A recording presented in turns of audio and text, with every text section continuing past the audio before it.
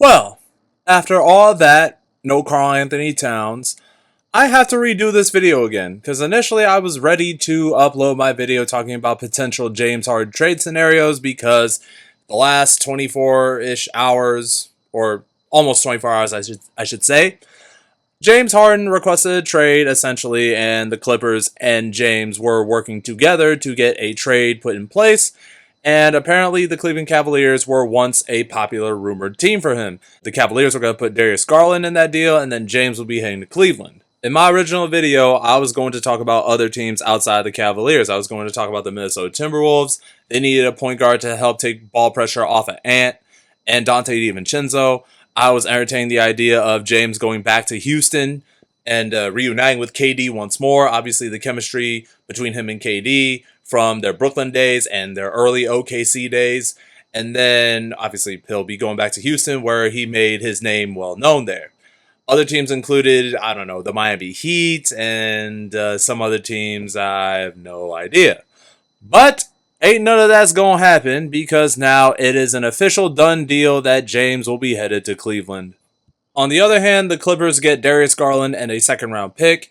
And now, if you guys want some of my thoughts about this particular deal, because I know there are some mixed reactions when it comes to both teams. Obviously, this is good for the Clippers because they do have some financial flexibility and they do have some draft capital flexibility back because they did get the second round pick from the Cleveland Cavaliers. Y'all gotta remember, when I made my videos dissing the Clippers, I said this one common thing in every single last one of those videos. The Clippers were at a major disadvantage draft capital-wise because of all the picks they had to give up in the SGA Paul George trade in 2019. With the Darius Garland James Harden swap, they not only get some financial flexibility, but they at least have a pick going forward. I believe it's the pick in this year's draft. And I'm not saying it's necessarily a world beater either because the Clippers only have one pick as opposed to Oklahoma City's 5,000 picks that they got in that trade. And then what the Memphis Grizzlies currently have, I covered it in that video. Y'all want to check out that video for yourself. They got so many picks, and I think they got 3 of them. Let me backtrack. They have 12 total first-round picks for the future. 3 of them came from that Jaren Jackson Jr. trade.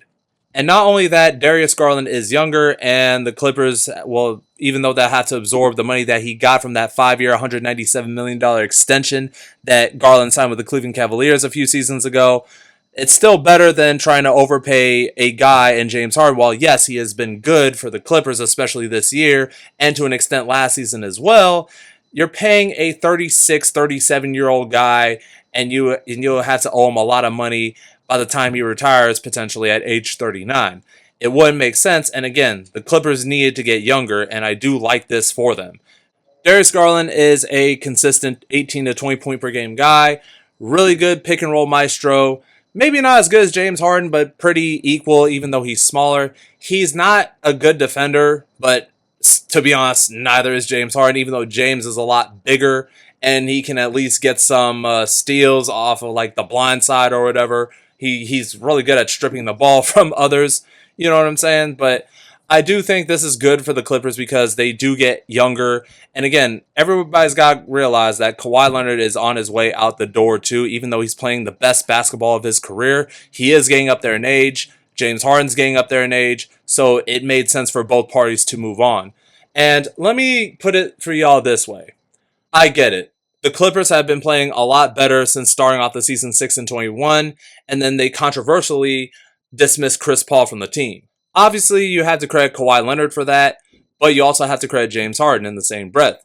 This year, James Harden has been averaging 25 a game with 4 rebounds and 8 assists. Obviously, in terms of points per game, this is the most James has ever scored since his 2021 season with the Brooklyn Nets and the Houston Rockets. Fun fact, James Harden was traded that year as well, which is why I brought up those two teams. But let me tell you something about the Cleveland Cavaliers. Obviously, the James Harden trade has received mixed reactions from many different NBA fans and many different sports articles. For example, CBS Sports gave Cleveland a C, while Sports Illustrated gave Cleveland a B for this trade.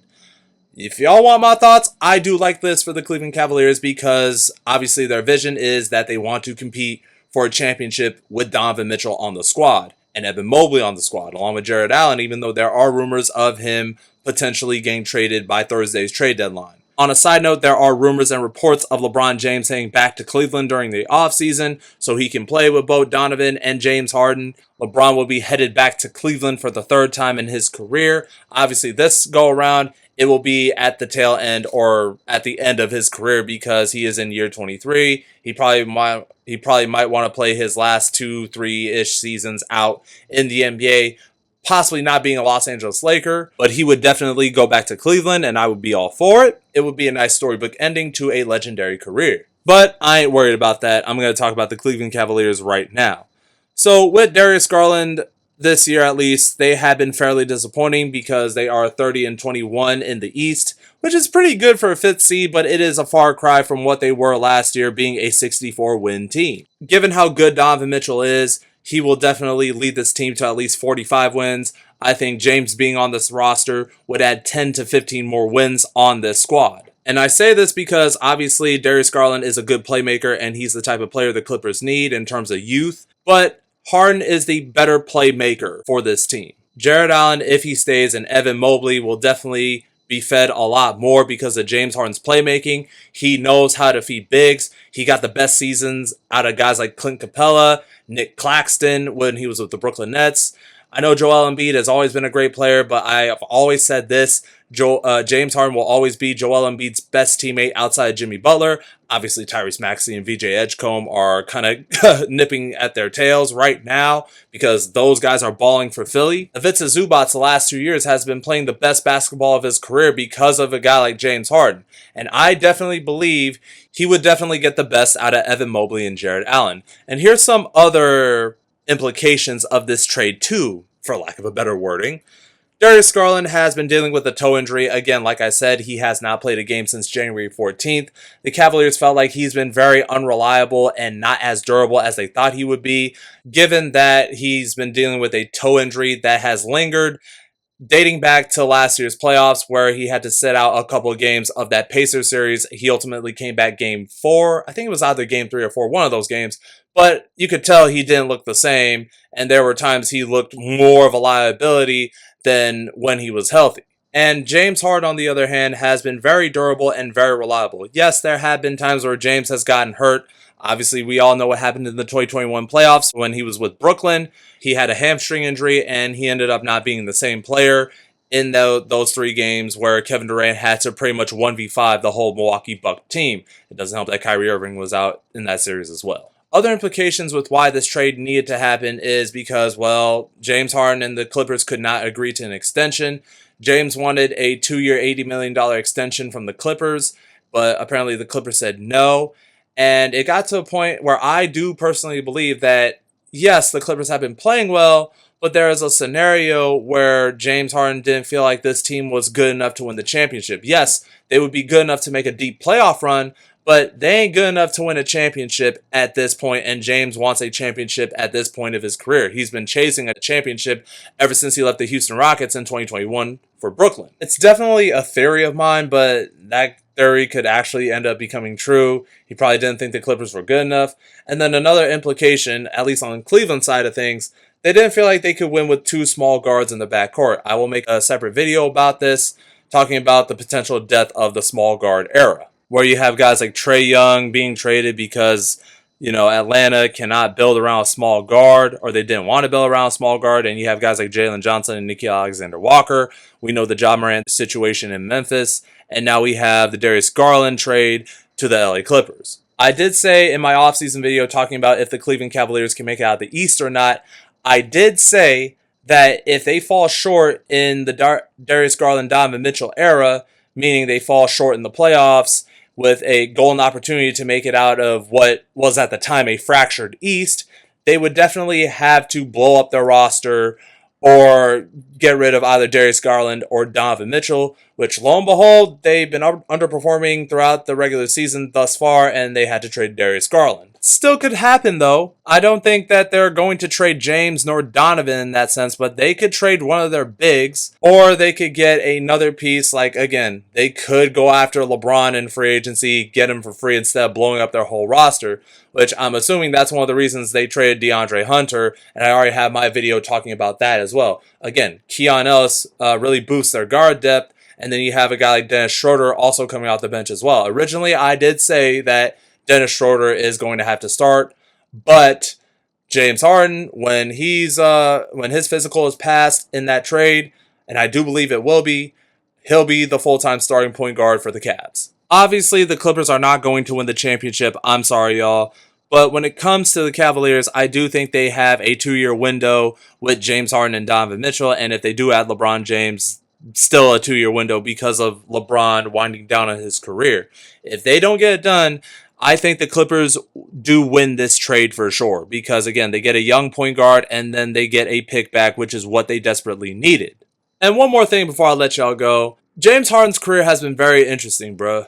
It's been really interesting because let me tell y'all something, man. I don't know if all the teams that have traded him or traded for him in that sense, I don't know if that says a lot more about James Harden himself or the teams that get him. I don't know. It's kind of funny to me. I don't know why. I don't know. What do y'all think? Because I feel like, James has been getting traded left and right every other year.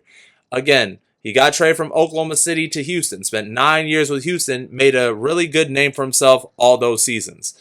He got traded to Brooklyn. Expected to win a championship. Unfortunately, it ain't work out. And then he gets traded to Philadelphia. They get a chance to go to the Eastern Conference Finals for the first time since 2001, going up 3-2 against the Boston Celtics. They blew that opportunity in 2023. He calls Daryl Morey a liar, and he gets sent to the LA Clippers.